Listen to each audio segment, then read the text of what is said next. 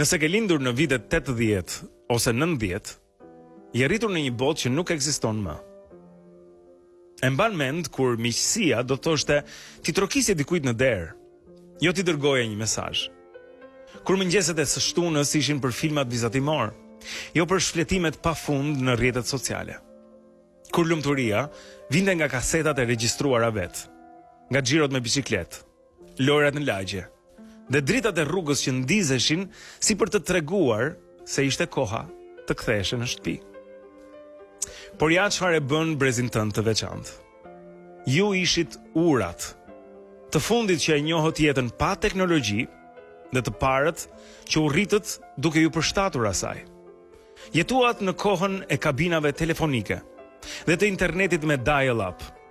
Dhe më pas, e pat botën të zhndrohej në diçka më të shpejt, më të zhurmshme dhe më të vështirë për të shmangur.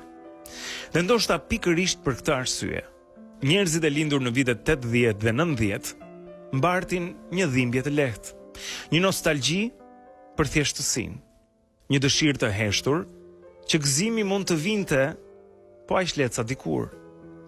Dhe nëse kjo duket sikur flet për ty, është sepse ti mban mend dhe mban brenda vetes dy botë. Unë e dua teknologjinë, internetin, kompjuterët, inteligjencën artificiale dhe gjithë ato horizonte të jashtëzakonshme të shkencës.